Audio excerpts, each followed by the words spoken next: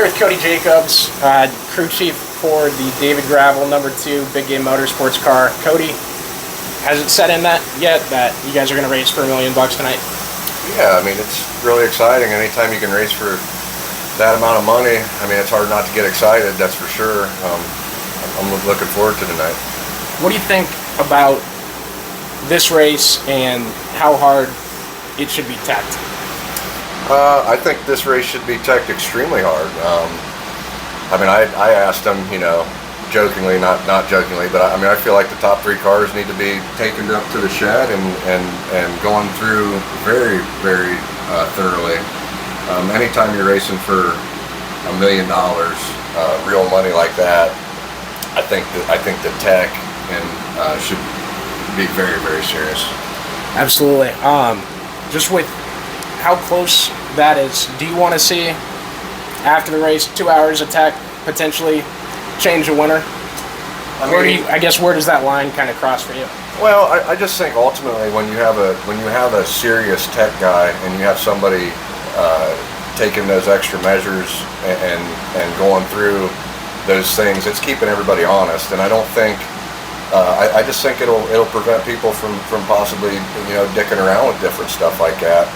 And I mean, to do a 2-hour deal, I mean, I don't think, like with the All-Star guys, I mean, we just went through there and there's some 16-year-old kids teching cars, so I don't think anybody's going to tear the heads off them or even knows how to tear the heads off of them to really check anything thorough in that department and maybe some other departments. So I don't think that they're quite set up to do that here this year for this race, but I don't know. I just think having a serious tech and keeping people honest is ultimately what you need for a race of this caliber.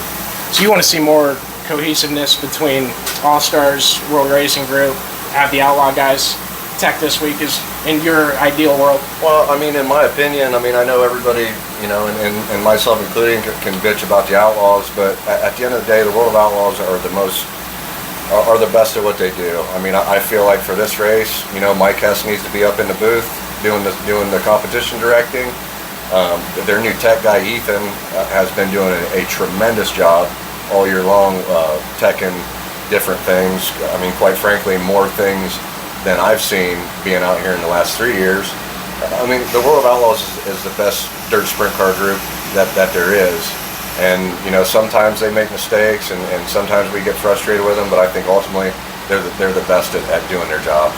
And you guys have had tire samples taken 3 different times this year. All of them came back positive, right? But that's more than you had in the past, right? Absolutely. I mean, I believe it's been 3 tire samples taken, different events. Everything's came back fine. I mean, they can take my car bumper to bumper and tear it apart. You know, I'm confident that you know, I stay within the parameters just as long as they can put it back together for the King's Royal on Saturday and the night before tomorrow.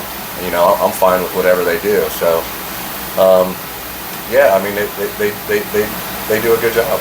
So, you already won $250,000 race as a crew chief last month. How unreal would it be to win this one tonight? I think from the money standpoint, it obviously would be really, really special.